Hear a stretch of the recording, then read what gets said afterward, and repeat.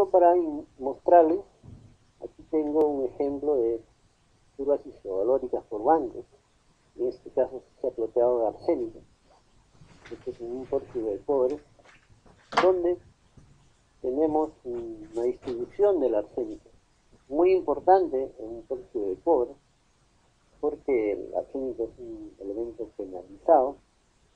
Y vean que esto es solamente de un banco, así como esta presentación de curvas isovalóricas de este banco, en este caso el 3740 hasta el 3760, estas son las cotas de la parte inferior a la parte superior de ese banco, un banco de 20 metros.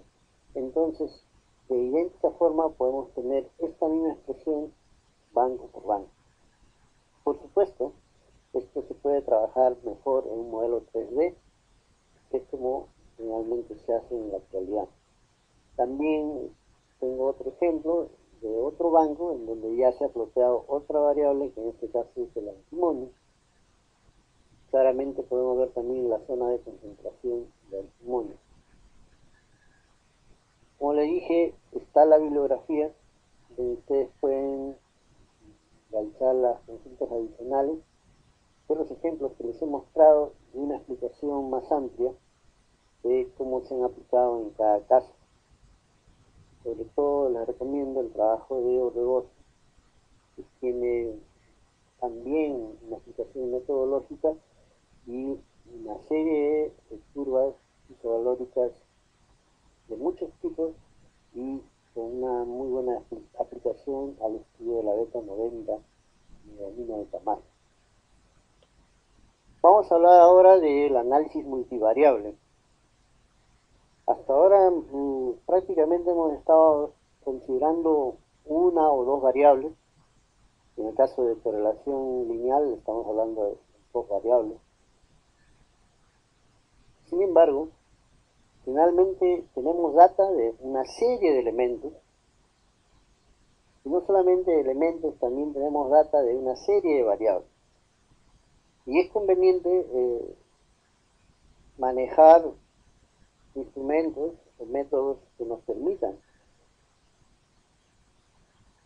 realizar correlaciones o realizar agrupamientos o procesar la data multivariable de alguna forma para poder obtener provecho de ella. Nos marea el hecho de enfrentarnos a una serie de variables y no saber qué hacer con toda esa información. Ahora vamos a dar la pauta cómo podemos utilizar o manejar esta data multivariable. Ustedes van a ver en la presentación que yo voy a usar como ejemplo, que es una data un poco inusual, aunque espero que en el futuro sea cada vez más frecuente. Vamos a utilizar esta data que proviene de una faja de alimentación después de chancado terciario. Es una faja que alimenta un par de lixiviación ácida de cobre. En esta faja tenemos la posibilidad de tomar muestras diarias y analizar una serie de parámetros, entre ellos, ¿no?, minerales, contenido de minerales. Esta data en realidad corresponde a una prueba piloto, donde cada día se ha analizado el contenido de minerales, hecho con infiltración de rayos X y con Interaspect. Se ha podido analizar químicamente el contenido de cobre secuencial. Ustedes ven que hay cobre total, cobre soluble en cianuro, cobre soluble en ácido, y también el cobre residual. También en cada prueba se ha podido calcular el consumo de ácido en kilos por tonelada y, sobre todo, un dato muy valioso, cómo ha variado la recuperación. Estas pruebas metalúrgicas secuenciales, sistemáticas, son una información muy valiosa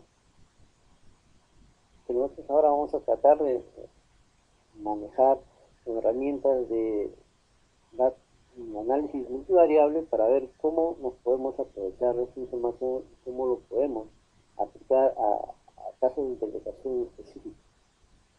En primer lugar, debemos de realizar la caracterización estadística de estas variables. Eso implica que tenemos que calcular y plotear los histogramas de todas estas variables. No estoy mostrando todos los histogramas. Como ejemplo está el de la recuperación. El porcentaje de recuperación, como se ve en la esquina superior derecha, ustedes notan que es una distribución bimodal. Y en el cuadro estamos viendo para cada variable considerada su correspondiente estadístico. La población es de 144 mediciones, por eso es que N es 144 en todos los casos. Hemos calculado los mínimos, los máximos, el promedio de cada variable, la varianza y la raíz cuadrada de la varianza indicada como desviación estándar, y estamos indicando más o menos cómo es el histograma en cada caso, o la distribución. Entonces, hecho esto, podemos nosotros revisar rápidamente algunos valores interesantes, como por ejemplo, el hecho de que el consumo de ácido va desde 1.8 hasta 7 kilos por tonelada. O sea que hay ensambles mineralógicos que llegan a consumir hasta 7 kilos o algo más, y que hay otros que consumen poco. Esto es muy importante. Además, también vemos que coincide más o menos con la subida y la bajada del porcentaje de recuperación. El máximo en la recuperación está muy cerca de 90, mientras que el mínimo está en 37.68. También hay una gran diferencia entre el mínimo y el máximo, el rango, que es como se conoce la diferencia entre el máximo y el mínimo, es un rango considerable. Si nosotros vemos las otras variables, también notamos que hay una variación amplia entre los mínimos y los máximos, sobre todo del cobre total, del cobre soluble en ácido, del contenido de monmorillonita y de las cloritas. Entonces, veamos cómo nos puede ayudar el análisis de regresión múltiple para poder llegar a una conclusión, a una aplicación práctica. Antes de realizar un análisis de regresión múltiple, que lo puede hacer cualquier software en tantos segundos, una vez que ya tenemos la data así, yo le recomiendo que primero haga un ejercicio de obtener las correlaciones lineales entre par y par de variables. Eso les permitirá seleccionar las variables que son críticas para el problema que ustedes quieren solucionar. ¿Cuál es el problema que nosotros queremos atender? En principio no está por gusto acá la columna de consumo de ácido, es una de las variables importantes económicas. Nosotros debemos tratar de moderar o bajar el consumo de ácido, por eso es que estamos preocupados por esta variable. Como también, obviamente, por la recuperación. Tenemos recuperaciones de 30 y tantos por ciento, 40 y tantos o 50% o algo por ahí, estamos en problemas económicos. Si tenemos recuperaciones que están muy pegadas a 90, 80, 70 y tantos por ciento, estaremos tranquilos. Entonces, ¿de qué manera podemos encontrar una relación de las variables de entrada, que van a ser estas variables mineralógicas como clorita, salinita, monmorillonita, y las variables químicas como son los análisis de cobre secuencial, con relación al consumo de ácido y a la recuperación? Ese es el problema. Pero la data tiene más información, análisis de cuarzo, de micas, tiene análisis de molibdeno, tenemos también análisis de otros minerales menores como pirofilita, como estilo, etcétera. pero algunos de esos minerales finalmente no tienen mucha relevancia. Por eso es que conviene primero realizar correlaciones entre las variables mineralógicas, entre todas las variables, y el mejor ejercicio es hacer el ploteo de las nubes de correlación y ir viendo cómo son sus parámetros de correlación, en este caso el coeficiente de correlación lineal, y también ir viendo si tienen correlación inversa o tienen correlación derecha o directa, o positiva, perdón. Entonces, esto es lo que van a ver en las siguientes diapositivas. Acá tenemos en la parte superior derecha monmorionita versus caulinita, muy bien correlacionados en forma inversa, lo cual indica que cuando aumenta la caulinita va a disminuir la monmorionita. Tienen una cierta antipatía, y esto no es sorpresa, ya lo habíamos explicado. Normalmente la caulinita se asocia más con la piroxilita y la lunita, en aquellas zonas donde a veces se puede definir una alteración artística avanzada, mientras que la monmorionita es más bien un mineral que caracteriza la zona arcílica. Pero investiguemos qué pasa con caulinita y cloritas en el diagrama de la izquierda. También hay una correlación inversa. Notamos que cuando aumenta la caulinita disminuye la clorita y viceversa. Y el coeficiente de correlación lineal es menos 0.62, que es un valor importante. Todo lo contrario ocurre cuando a las cloritas las relacionamos con la monmorionita. Y aquí estamos viendo una nube de correlación positiva y un coeficiente de casi 0.80, que es una correlación gigante. Existe entonces una correlación entre monmorionita y clorita. Desde ya les digo que tomemos atención en estos dos minerales, porque estos son los mayores consumidores de ácido. Monmorionita consume por absorción y absorción, y cloritas consume ácido por reacción, y ambas están correlacionadas. Veamos otras variables. Tratemos ahora de correlacionar variables mineralógicas con correlación con la recuperación. Y observamos que hay una cierta correlación inversa entre monmorionita y la recuperación. Eso quiere decir que cuando haya más monmorionita va a disminuir la recuperación. Muy importante tomar nota de esto. De igual manera, acá estamos observando caulinita versus recuperación, y aquí la correlación es muy baja, la nube de correlación también es baja, 1.24, no creo que sea muy importante. En cambio, sí hay una correlación sensible muy cerca del 50% entre recuperación y cloritas, tal como se ve en el diagrama inferior derecho. Entonces, esto también es inverso, lo cual significa que a mayor proporción de cloritas la recuperación va a bajar. Pasamos a ver otras variables versus la recuperación. Encontramos que hay una correlación también entre la recuperación y el cobre soluble en ácido. Ese es el diagrama inferior derecho. R es 0.55 y positivo. Pero por el contrario, entre el cobre total y la recuperación no hay una correlación importante, solamente es 0.20. Y en el diagrama de la izquierda podemos ver que el consumo de ácido y la recuperación tampoco tienen una marcada correlación. Podemos ir mostrando todas las nubes que nos calcula el software, pero terminemos con enseñar estas, que son la que nos relaciona el consumo de ácido y el cobre soluble en ácido, parte superior derecha, baja correlación, prácticamente no la vamos a considerar. En la parte inferior estamos viendo la correlación del cobre total versus el cobre soluble en ácido, que sí es importante, ¿no?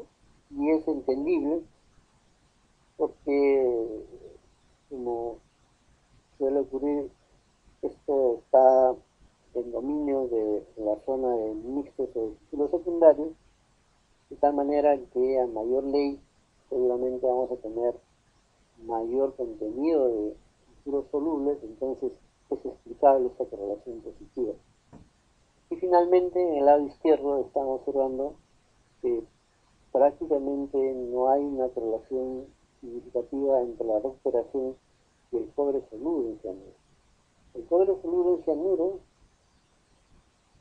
es aquel cobre que corresponde a los minerales que son refractarios o de baja velocidad de reactancia en el ácido sulfúrico. Entonces, ¿dónde están los minerales solubles que van a ser afectados por la lixiviación? Están en la columna del cobre soluble en ácido.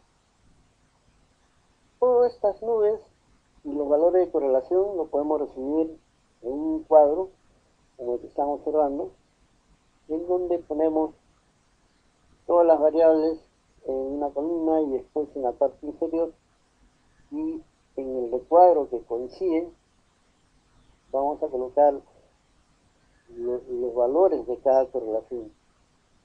Esto se llama matriz de correlación. Entonces vean ustedes que aquí hay una serie de correlaciones que no son significativas, están con el fondo del recuadro en blanco, lo cual nos indica que no las debiéramos considerar, pero sí hay algunas variables que tienen cierta correlación. Está aquí marcado el recuadro en el fondo verde, como es el caso, por ejemplo, de la recuperación con las cloritas, que tiene una correlación de 0.47 positiva, como la que tiene la recuperación con la monmodionita, que está con 0.48 pero negativo. Y estamos clasificando también en naranja los valores que están por encima de 60 pero menores de 80, que ya son consideradas como correlaciones moderadas a altas. Y por supuesto, las más importantes son las correlaciones que vemos en rojo. Y justamente cloritas y monmorionita con 0.80, es la que más resalta. Monmorionita con consumo de ácido que va por 0.83, lo cual nos está indicando que el consumo de ácido es fundamentalmente debido en gran parte a monmorionita. ¿Cuál es el otro consumidor de ácido? Cloritas. Porque cloritas tiene una correlación de 0.94 con consumo de ácido. Este es el máximo valor de correlación de toda la matriz. Y por supuesto, no debemos olvidar que hay una clara correlación entre el contenido de cloritas y de monmorionita y el consumo de ácido. Esto está desde este momento ya marcado, es evidente. Donde tendríamos alguna dificultad sería en el caso de la recuperación, porque las correlaciones, a pesar de estar muy cerca del 50%, nos indican también que estos dos minerales están afectando en un caso de forma positiva, como las células, y en el otro caso de forma negativa, como la monmorionita. Luego que tenemos este diagrama de correlación, o esta matriz de correlación, entonces podemos nosotros separar las variables de toda la matriz general que puede tener 30, 40 datos. Nos quedamos con aquellas variables que tienen una cierta correlación lineal, que la hemos investigado en los cuadros anteriores, y ingresando a un software, como por ejemplo este que muestro, que es el Minitab. En la parte inferior vemos la data, en donde solamente hemos copiado las variables que tienen significado, que tienen alguna suerte de correlación moderada o alta, y el resto las hemos dejado de lado. Esto es para facilitar un resultado práctico, manejable, o para limpiar un poco el panorama. Entonces, nos vamos nosotros a la columna a seleccionar el método de regresión. Una vez que estamos en regresión, necesitamos ver las variables y el casillero de response está indicado la recuperación. Me interesa conocer cómo la recuperación se puede estimar a partir de las otras variables. Entonces, por el conocimiento previo que ya tenemos, seleccionamos cuáles son las variables que más influyen en la recuperación. En este caso, están las floritas, en predictors, en este rectángulo hemos elegido por eso floritas, también cobre soluble en ácido, consumo de ácido y monogliamina. Podemos colocar más minerales de acuerdo a nuestro criterio, o más variables, pero para el ejemplo hemos escogido estas 4 y esto lo hemos obtenido de la matriz de correlación que hemos mostrado en la diapositiva anterior. Hemos seleccionado estas 4 como predictoras, como variables predictoras, y vamos a ver cómo estas predictoras se pueden asociar por medio de una ecuación de regresión para que podamos tener una estimación adecuada de la recuperación. ¿Qué es el problema? Cuando nosotros hagamos OK, el software nos va a plantear la fórmula que ustedes están viendo en el recuadro de la izquierda. Pero veámoslo secuencialmente. En la siguiente diapositiva estamos justo viendo una lista ampliada de las variables que consideramos como predictoras. También estamos indicando que la recuperación es nuestra variable de salida.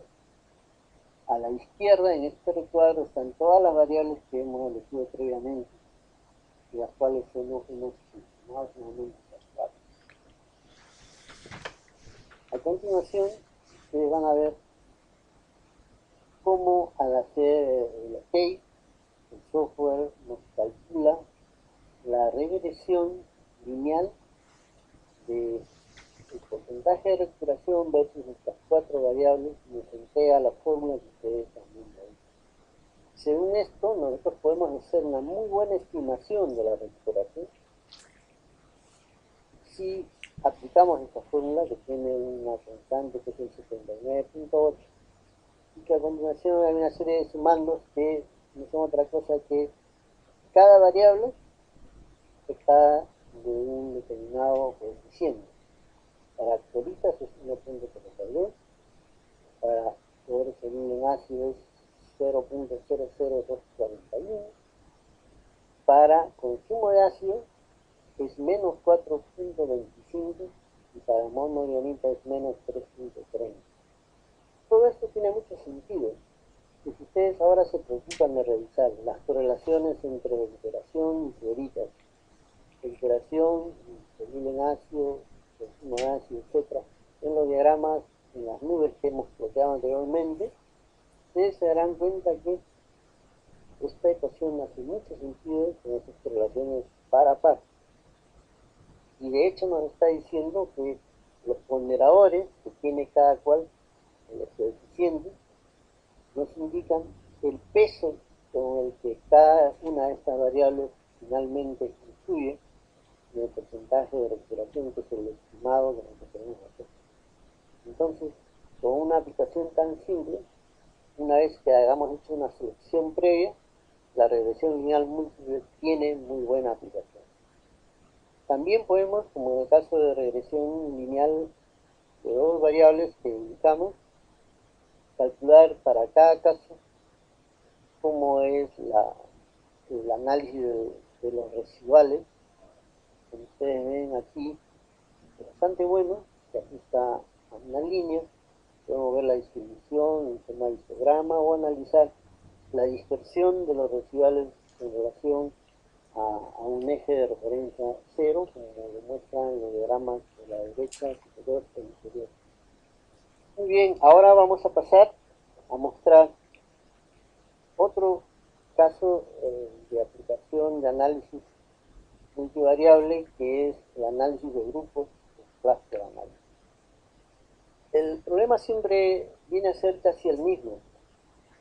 ¿Cómo hacemos para una data de muchas variables hacerla más manejable, hacerla más manipulable? Entonces, Esta técnica de análisis de grupos, justamente calculando interrelaciones entre las diferentes entidades o variables, puede encontrarnos grupos, puede asociarnos variables para generar grupos o clústeres, de tal manera de que una data multielemental amplia de muchas variables puede ser reducida a grupos, y estos grupos nos pueden dar algún indicio que nosotros podemos interpretar o asociar a características mineralógicas, geológicas, como vamos a ver a continuación. Estos grupos pueden asociarse entre ellos generando lo que se denomina dendrogramas. Y se llaman dendrogramas, como van a ver ustedes, por el hecho de que se parece a una secuencia de dedos, como se van enlazando grupos con otros, y de ahí viene el nombre de dendrograma. La misma data que hemos presentado anteriormente, la demostración de análisis de regresión múltiple, la vamos a procesar ahora utilizando el software Minitab también, pero ahora en lugar de escoger el análisis de regresión múltiple, que era este casillero que ustedes ven acá desplegando el menú de Stat, nos vamos hasta Multivariate y al desplegar su menú escogemos Cluster Análisis, pero de variables, no el de observaciones, porque en este caso estamos tratando de hacer grupos de las variables. Tenemos una serie de variables y queremos ver cómo se agrupan. Entonces, al hacer clic en esta opción de Cluster Variables, lo que obtenemos es inmediatamente y en un instantáneamente el dendrograma correspondiente. Previamente hemos escogido, al ingresar a esta opción,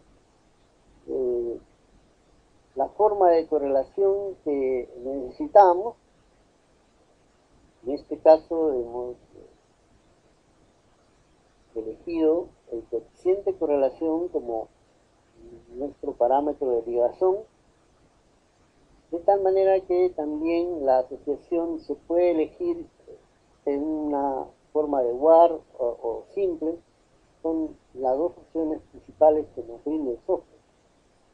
Como ustedes van a ver, esas diferentes opciones prácticamente nos muestran lo mismo, digamos, visualmente, aun cuando los parámetros de similitud que están medidos en el lado izquierdo van a variar un tanto, dependiendo de la variable de ligazón que elijamos.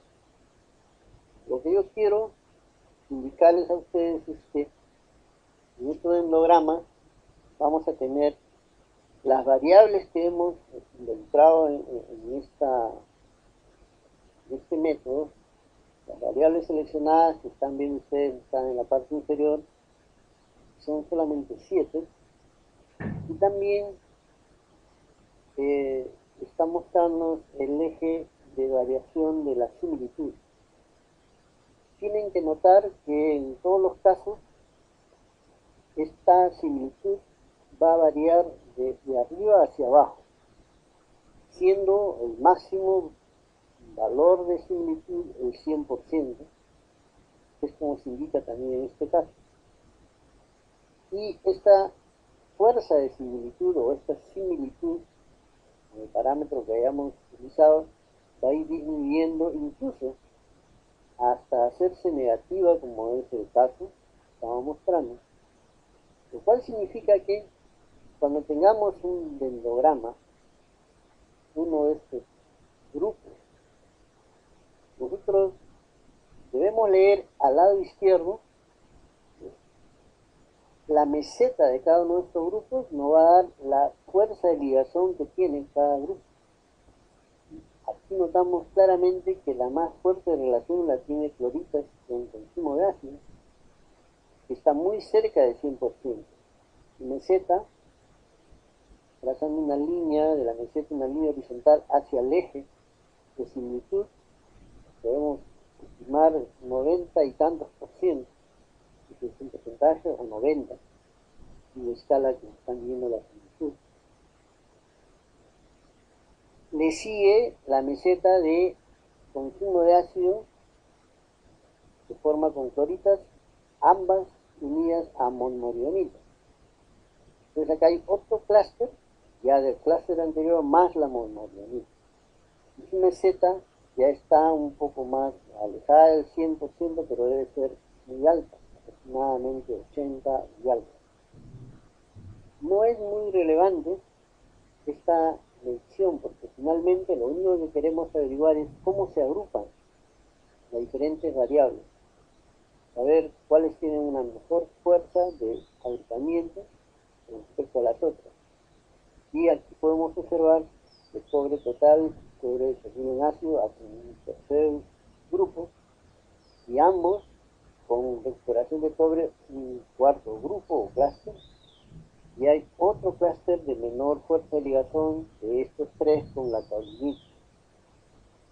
Ya la asociación de estos dos grandes subgrupos, caolinita, cobre total, cobre soluble en ácido, porcentaje de recuperación, con el otro subgrupo, fluoritas, ácido, monmorionita, es sumamente débil e incluso de un tenor negativo que está muy cerca del 64. De esa manera se lee en este diagrama.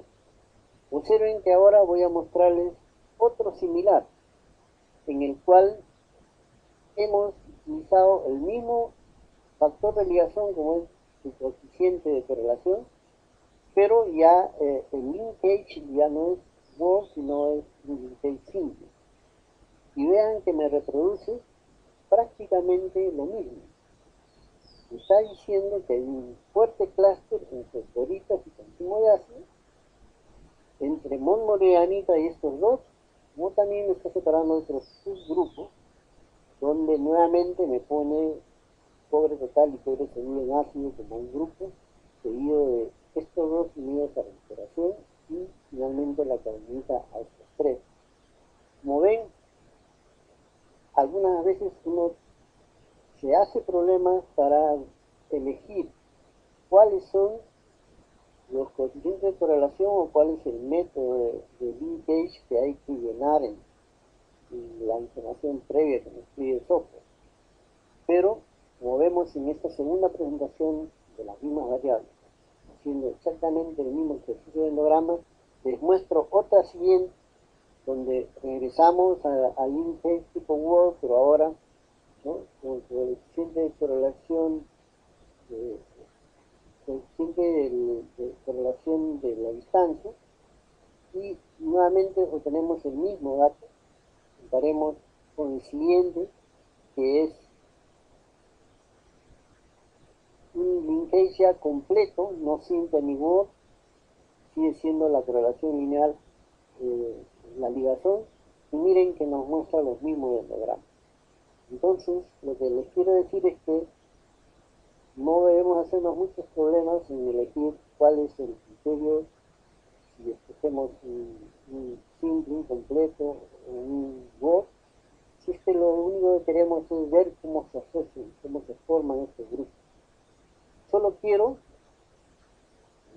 terminar este ejemplo recordándoles que ya el análisis multivariable nos había indicado que había una suerte de correlación entre ácido y cloritas, entre monmorionita y consumo de ácido también, que de alguna manera corresponde con el hecho de que estas variables están a una suerte de correlación, y que en el otro lado también observamos que cobre total y cobre soluble en ácido también estaban correlacionadas, recuerden, en el ejercicio de nubes de correlación par a par que hicimos.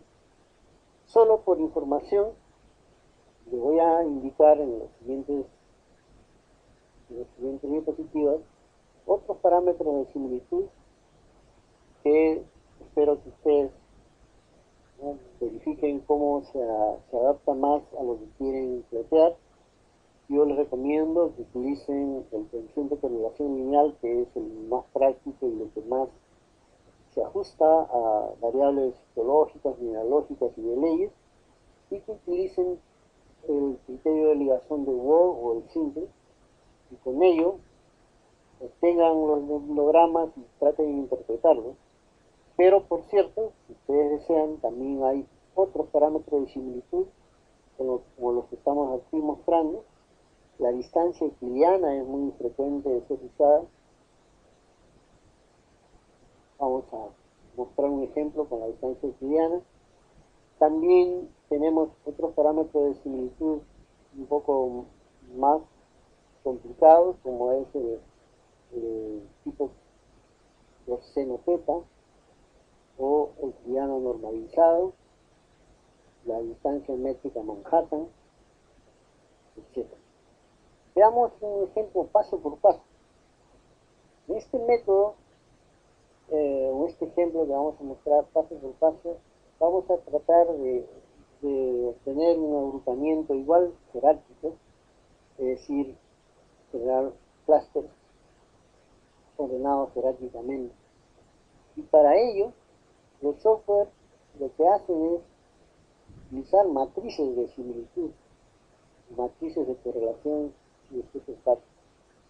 Entonces, vamos a hacerlo manualmente para que ustedes vean que el proceso secuencial es simple y que entiendan más o menos cómo lo hace una computadora con más data, y sobre todo con mayor velocidad. Vamos a partir siempre de una matriz de similitudes. Para el caso que yo les voy a mostrar, vamos a utilizar nuevamente una matriz de coeficiente de correlación lineal, que es a lo que estamos más acostumbrados. Todas las variables que nosotros hemos seleccionado previamente, calculamos los coeficientes de correlación lineal y los ordenamos en una matriz de correlación. Luego, de esa matriz, extraemos los pares con las más altas similitudes, con la más alta correlación lineal, y recalculamos las siguientes similitudes, promediando las similitudes de las observaciones restantes. Promediando. El proceso hay que repetirlo hasta que la matriz de similitud se reduzca a una matriz de 2 por 2.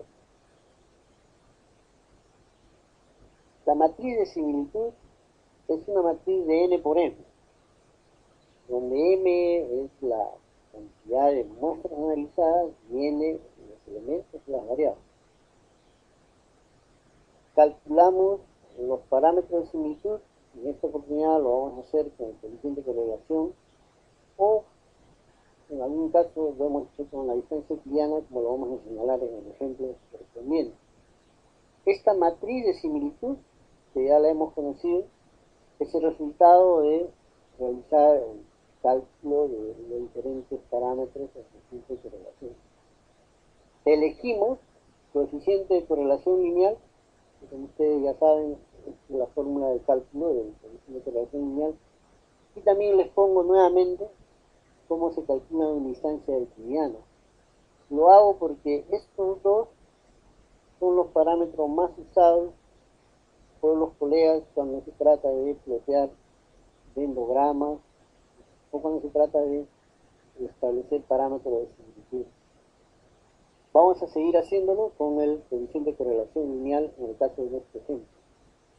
Entonces, aquí vemos la matriz de similitud. Esta matriz de similitud, para el caso del ejemplo, solo contiene 6 elementos. Por supuesto, en el casillero en el cual coincide el mismo elemento, estamos colocando un número 1, que es la correlación máxima. Cada variable en sí misma va a tener la correlación máxima. Mientras que tenemos la matriz dividida por esta línea de 1, que es en el eje central diagonal. Hacia arriba tenemos una serie de datos y hacia abajo también otros. Sin embargo, esta diagonal realmente es como un espejo que refleja los mismos valores arriba y abajo. Por ese motivo, podemos dejar de plotear los que están arriba y dejarlos de abajo y estamos con la información necesaria. Lo que ustedes tienen que ver es que entre par y par existe una correlación baja, como en el caso del cobre y el plomo, 0.07, pero a veces muy alta, como en el caso del arsénico y el cobre, en este caso es 0.71. Miren que para el caso del mercurio y el molibdeno también hay una correlación positiva alta, por eso la hemos marcado en rojo. Mientras que las correlaciones bajas las hemos dejado en negro, bajas y moderadas.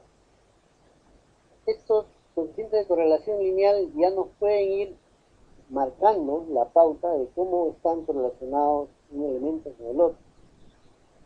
Por el momento, nosotros ya podemos ir trazando el dendrograma que está indicado en la coordenada, en la dirección horizontal o eje X, el valor de 0 hasta 1 del coeficiente de correlación. Y están los elementos ordenados en forma vertical. Va a salir un dendrograma, en este caso horizontal, no vertical como estaba mostrando en los ejemplos. Pero miren que ya con el primer valor 0.78 entre cobre y arsénico, podemos ir trazando ya un clúster. Y 0.78 será el valor que encontremos uniendo la meseta de estos dos elementos con la coordenada de referencia.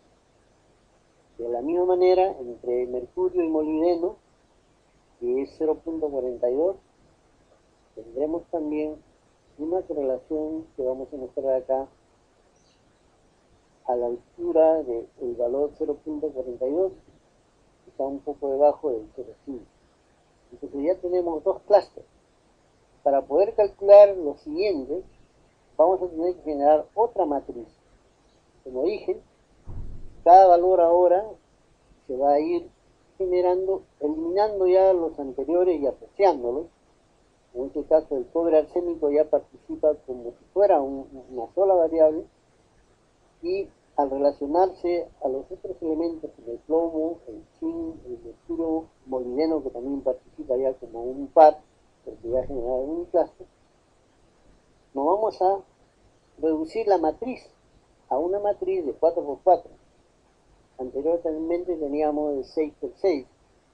Entonces nuestra matriz de similitud, donde ahora los parámetros de estas parejas, los otros elementos son simplemente el promedio de los valores, nos genera otros valores que son altos, que aquí los hemos marcado en rojo, como es el caso de cobre arsénico versus zinc, de 0.26, y el plomo versus el mercurio molibdeno, que es 0.27.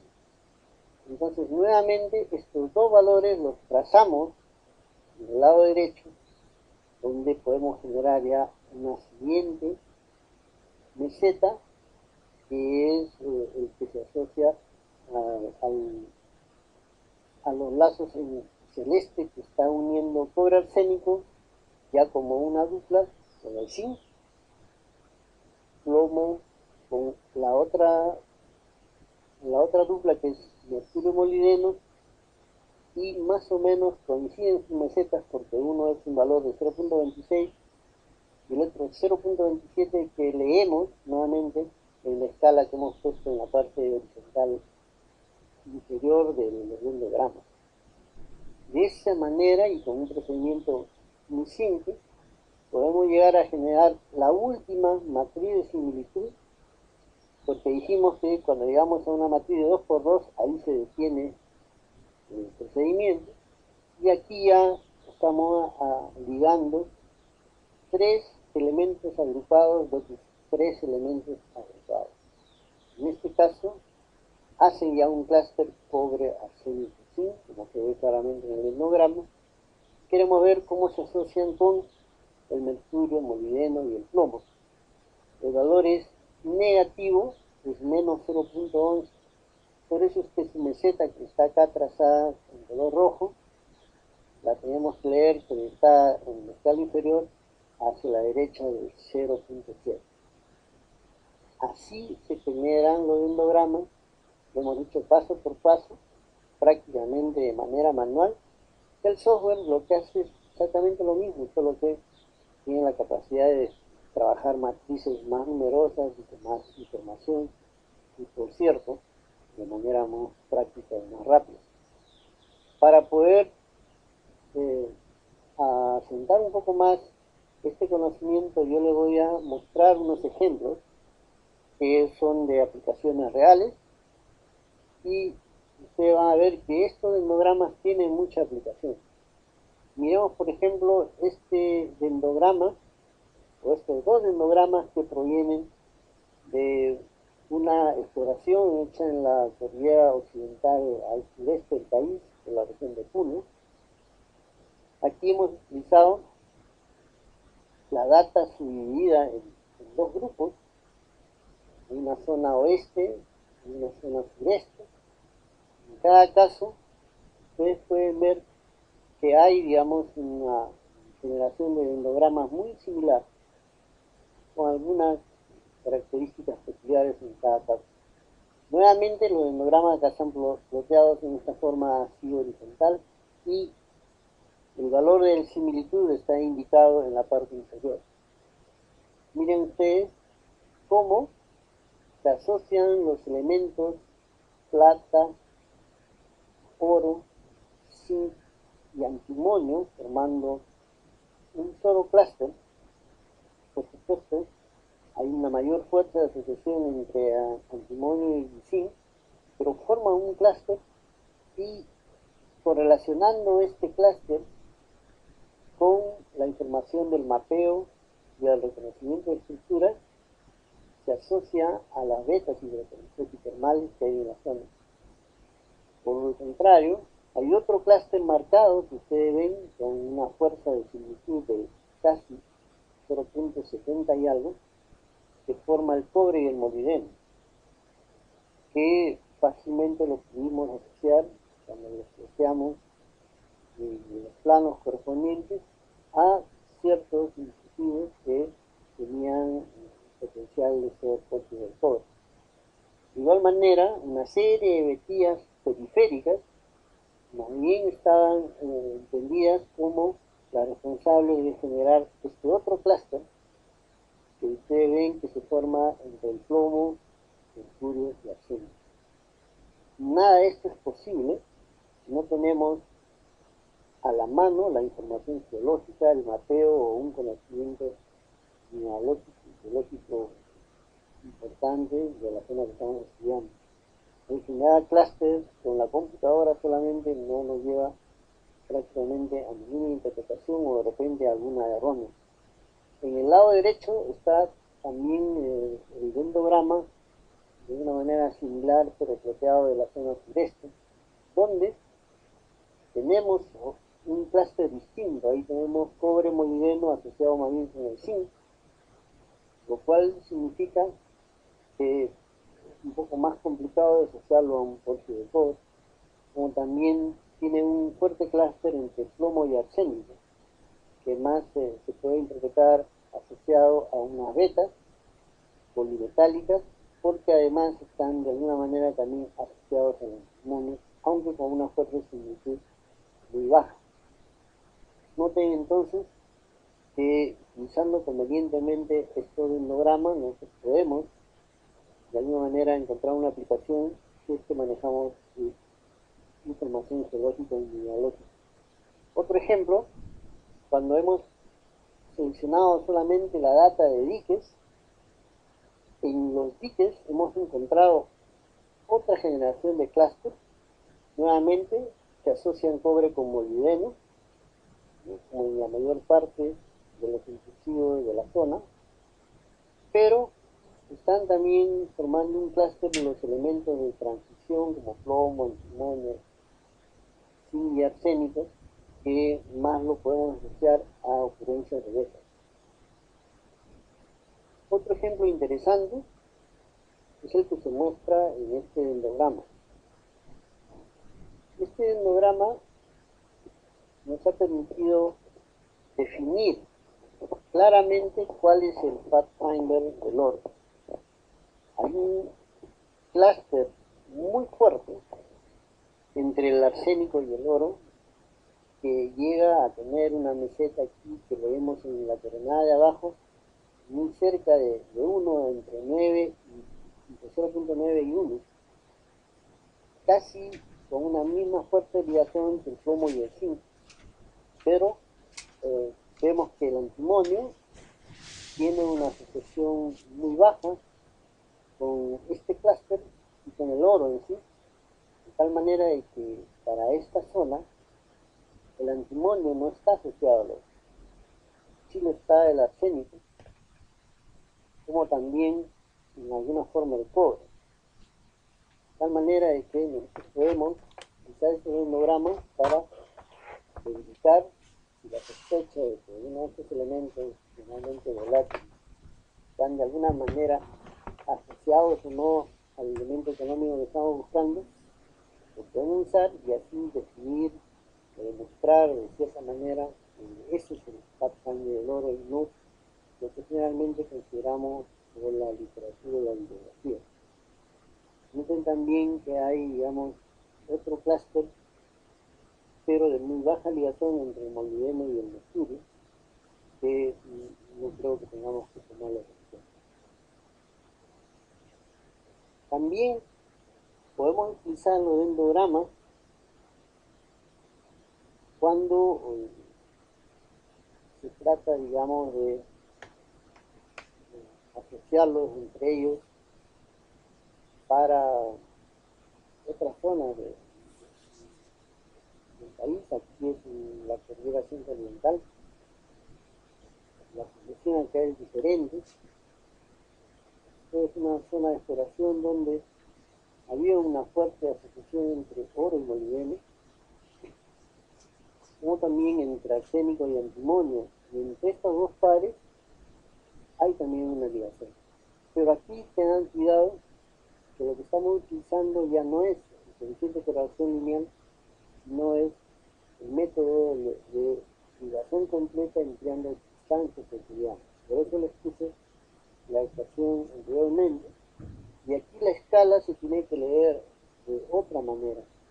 Aquí estamos poniendo la escala de la distancia de ligación desde 0 hasta los valores efectivos que aquí alcanzan hasta los 700. Pero la fuerza de ligación está aquí más pegada al valor de 0, que es lo contrario a lo que hemos considerado en el caso de la correlación lineal en los endogramas anteriores. Eso es todo lo que tienen ustedes que recordar. En el caso de la distancia euclidiana, estos pares oro-molibdeno, arsénico-antimonio tienen la mayor fuerza de ligación. Y entre ambos están formando otro endograma y conforme nos alejemos del cero, la ligación será menor. De tal forma que estos clústeres sucesivos entre el molibdeno, el oro, arsénico, antimonio, con el plomo, por ejemplo, ya nos marcan una ligación menor, y todo este grupo con el zinc una más baja, y yo diría que prácticamente, como está indicado ahí otro endograma, de todo este grupo con el cobre, que no habría una ligación con el cobre. Hay que remarcar que aquí ha resultado oro y molibdeno con una fuerte ligación de arsénico antimonio, lo cual generalmente ocurre cuando estamos haciendo prospección también por polvios y por polimetálicos. Otro ejemplo muy interesante es el que les quiero mostrar en este caso, en el cual ya no solamente estamos hablando de elementos de precisión económicos, sino que mezclamos estos elementos con valores de macro porcentajes que se tienen de análisis de roca total. Estamos en la cordillera centro-oriental también, es un caso de exploración en el cual teníamos un poco de dificultad por la vegetación muy densa, y nos apoyamos en análisis de roca total de los principales rodamientos, principalmente de rocas volcánicas intrusivas, y hemos considerado a los dos elementos económicos que mostraban anomalías en la zona como el oro y el cobre. Hicimos el dendrograma correspondiente utilizando el método de Ward y la distancia euclidiana, y nuevamente la distancia de ligazón va a ir desde cero hacia la derecha, disminuyendo la fuerza del ligazón de izquierda a derecha. Los clústeres más fuertes, como ustedes pueden ver en este caso, son los clústeres del oro, con dos elementos, potasio y sodio, que no es otra cosa que definen una alteración alcalina. Entonces, es fuerte la asociación del clúster del oro con la alteración alcalina. Nosotros vemos al cobre, el cobre más bien está asociado, ligado con la sílice, con una silicificación. Hay también alteraciones como etiodización y etiodización, vale decir, esta alteración propílica, que finalmente se asocia a otros elementos como el hierro, aluminio, calcio, magnesio, y vean que ahí en ese caso también se genera una suerte de ligación, una asociación entre estos elementos, generando un clúster que está en la parte central. Entonces, lo más importante de todo esto, usando los dendrogramas, es reconocer que hay una fuerte asociación de la alteración alcalina, vale decir, del potasio y del sodio con el oro. Esto fue usado como un criterio para clasificar las zonas adyacentes, y ya no solamente basado solo en las anomalías de oro, sino también en el análisis de roca total de los asentamientos de rocas silíceas. Estos ejemplos los van a encontrar ustedes en una presentación que yo hice en la Universidad de Ingeniería el año 99, así como también les aconsejo revisar el trabajo de Ryan y Bailey, que es un trabajo clásico, en la metodología del análisis clúster o análisis de grupo.